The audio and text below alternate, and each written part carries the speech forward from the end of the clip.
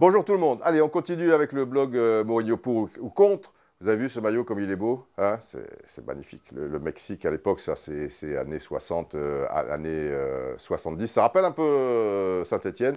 Et puis avec ces petits liserés là, bon bah là c'est les couleurs du Mexique. Mais à l'époque, quand il y avait ce maillot vert, et même sans pub, avant le fameux Manu France, et puis le bleu, blanc, rouge. Là. Je ne sais pas si les clubs champions ont toujours le petit truc bleu, blanc, rouge. Mais maintenant, il y a tellement de sponsors, ces maillots sont tellement bizarres et tout, que même, bon, on n'y ferait pas gaffe. Quoi. Pour la petite histoire, je l'ai dit dans l'équipe du soir, mais vous ne l'avez peut-être pas vu sur l'équipe TV, longtemps, le recordman des sélections a été Carvajal. C'était un gardien de but et il a fait 5 Coupes du Monde. Alors bon, les gardiens de but, c'est vrai qu'ils terminent assez tard leur carrière, mais 5 Coupes du Monde, ça fait 20 ans. Hein. Bon, maintenant, le mec, il commence à 20 ans et le Mexique se qualifie toujours. Il va jusqu'à 40 ans. Zoff a terminé. Il a été champion du monde à 40 ans. Pourquoi pas 5. Et après, il a été égalé, ce record, par l'Allemand Lothar Matthaus. Alors là, joueur de champ, donc c'est encore plus méritoire. Mais enfin, c'est quand même... ça pète, hein. Mexico, Mexico, la la la la la la la la, les filles sont tragiques, aïe, la li la li la la la li la la la la de Mexico. Alors, une aventure mexicaine sous le soleil de Mexico. Ça dure à peine une semaine, mais quelle semaine, ça va crescendo. Le premier jour, on se promène, on danse un tendre boléro. Et la deuxième, bon bref. Alors on y va ou on n'y va pas? Je suis là pour contre Mourinho. Hein, bon, il faut bien rigoler quand même. Bon, ça va, allez, ça va. Où en étais-je? Sacha. Alors Sacha, alors là, ça, par rapport au truc de Makelele, où je dis que Mourinho, enfin c'est Makelele qui le disait, hein, je le disais, par rapport à Gudjohnsen et Damien Duff qui avaient amené énormément au club, et puis il les met à la porte, mais comme ça, sans truc. Et là, Sacha me dit, Mourinho met des joueurs à la porte. Ben, encore heureux, l'ancienneté dans un club n'a jamais donné la moindre garantie de temps de jeu. C'est trop facile, à ce moment-là, Platini revient à la Juve et réclame du temps de jeu. Si le coach ne peut pas choisir ses jeux, à quoi ça sert? Non. C'est pas ça que je voulais dire. Et c'est pas ça que je sais aussi, et qui m'est revenu aux oreilles par des gens quand même plutôt bien placés. C'est que il aime ses joueurs, sans doute. Mais enfin, qu'il les manipule un peu au truc parce qu'il y a aimé d'amour et puis aimé de ce qu'elle te rapporte. Mais bon, ça fait partie du jeu, s'il veut en tirer le maximum. Pourquoi pas à la limite. Mais après, ok, il compte plus sur Duff ou le machin des gars qui ont apporté au club. S'il estime qu'ils sont plus performants pour Chelsea et qu'il faut d'autres joueurs et tout, libre à lui, mais c'est la manière aussi. Il y a une manière, quoi, je veux dire. Et du jour au lendemain, les mecs, bon, allez, ça va, on t'a pressé, tu la merde, je veux même plus... voilà, c'est juste ça. Après, évidemment, parce que sinon, Sacha, ok, on rappelle juste Fontaine pour marquer des buts avec l'équipe de France. Bon, bref. Saturnin, qui répond d'ailleurs à Sacha. Et c'est bien parce que vous répondez entre vous et tout, et ça fait aussi évoluer le débat quand ça reste dans un bon truc, un bon esprit, et c'est le cas. Mais ça, c'est une légende, dit Saturnin. Le départ de Chelsea s'est fait rapidement et beaucoup de gens à Londres n'en voulaient plus. Son passage à Chelsea est un succès relatif. Bon. Cristiano. Mourinho est à l'image de Ronaldo, on l'aime ou on le déteste. Mais quoi qu'on puisse dire, les stats parlent pour lui. Alors là, c'est aussi, peut-être je me suis mal exprimé dans le blog en question. Qu'il soit bon entraîneur, on peut discuter, on a le droit quand même de discuter, que je veux dire. Bon, c'est pas parce qu'il gagne des tas de titres, comme disent aussi certains blogueurs, je veux dire, c'est sûr que quand tu es à la tête du Real Madrid, à la tête de Chelsea, et même à la tête de Porto, avec les joueurs qu'il y avait et tout, que tu gagnes des titres, bah, à la limite, ouais, ça fait partie aussi du domaine du possible, quoi. C'est sûr que si tu entraînes Lecce ou Cesena, c'est plus compliqué, mais je veux dire, c'est un grand entraîneur, on le met dans des grands clubs, il est capable de trucs, il a des résultats, on ne discute pas là-dessus. Après, on peut décider sur certains choix tactiques ou dire tout simplement, ben ouais, modeste journaliste ou crétin de service, comme vous voulez, que de jouer la défense à outrance et mettre Pépé milieu de terrain qui casse tout ce qui bouge, et normalement, si l'arbitre suit vraiment les règles, il ne doit jamais terminer un match, et d'ailleurs, il ne les a pas toujours terminés, et ben c'est peut-être une erreur, tout Mourinho qu'il est. Mais enfin, il a tenté quelque chose, mais j'en avais parlé en son temps,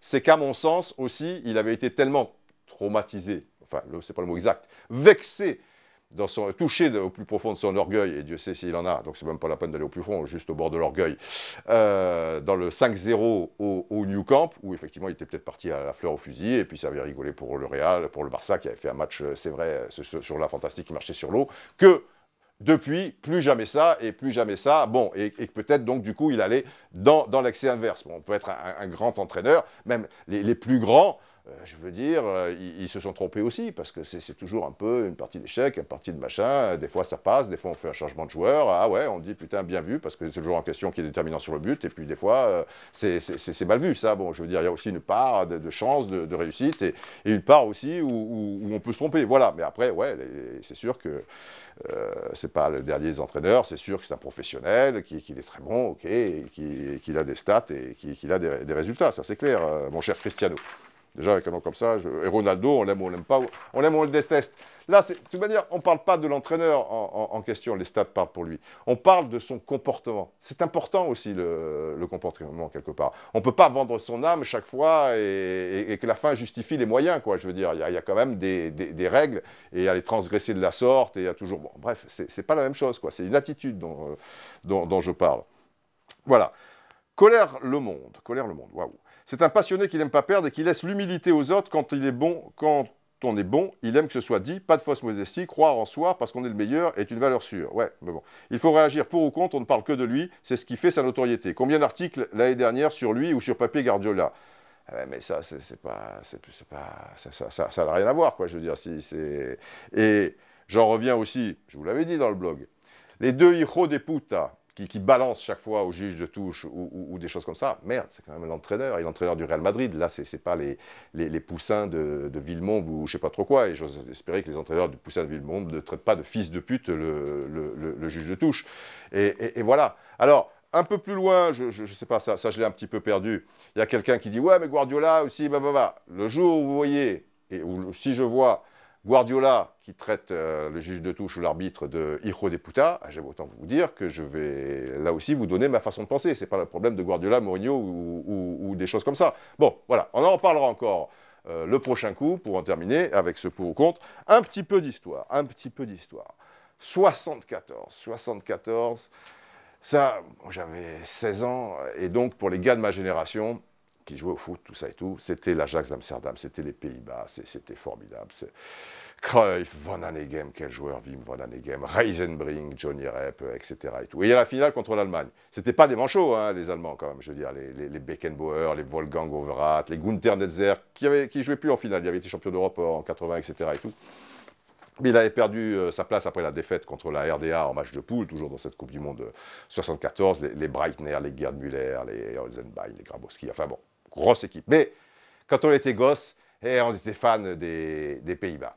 Et dans cette finale, alors ça va très vite, parce qu'il y a Cruyff, hop, qui s'envole, toujours aussi aérien, et le Fox Terrier, joueur de Mönchengladbach, Bertie Foyce, qui était un marquage individuel sur lui, qui le fauche dans la surface de réparation, penalty. Et là, Johan Niskens, j'étais un grand amateur également de Johan Niskens, qui n'était pas un tendre, mais quel joueur aussi, frappe en force, frappe un peu dans la craie quand même et tout ça. Zeb Mayer, quel gardien de but, va un peu sur sa droite et truc. Et il y a donc 1-0 pour les Pays-Bas. Il y a une action magnifique. Moi, je jouais libéraux, donc je connais bien ce problème, mais si vous suivez le foot et tout, vous savez quand votre gardien de but vient vers vous et que vous allez vers lui et que vous avez le ballon et que vous avez quelqu'un aux fesses. Donc, il faut que le dosage soit super pour le gardien de but. À l'époque, les gardiens de but pouvaient s'emparer du ballon avec la main. Parce que si c'est un peu à droite ou un peu à gauche, il est pris à contre-pied, enfin, je veux dire, il se fait avoir, et le gars qui est derrière, il vous passe devant, et il marque dans le but vide. Vous connaissez cette histoire. Et bien là, il y a, parce que Beckenbauer, c'était un joueur merveilleux, et il a Cruyff aux fesses. Là, vous avez la fin de cette action. Et c'est un ballon en profondeur, et là, Cruyff s'arrête, mais il fait un dosage, une passe en retrait, pour Mayer qui va s'emparer du ballon, Beckenbauer, c'était fantastique, il avait un pied de velours, quoi. C'était une crème. Et quand vous avez Cruyff aux fesses, vous n'avez pas, je ne sais pas moi, bon, je ne veux pas être gentil, je ne veux pas dire un joueur, est-ce qu'il y a un joueur qui me vient à l'esprit qui est un petit peu lourdingue ou pas terrible ou quoi? Non, je ne vais pas le dire. Après, vous avez Cruyff aux fesses. Si vous avez Cruyff aux fesses, vous avez Cruyff aux fesses, donc vous avez le feu aux fesses. Vous avez un lance-flamme qui vous brûle le cul, et là, le mec brûle le cul ou pas, velours, Sepp Mayer. Bon, on n'a pas le temps pour parler, mais on en parlera de la suite de cette finale. Ah, j'en rêve encore. Quel désastre, quel désastre.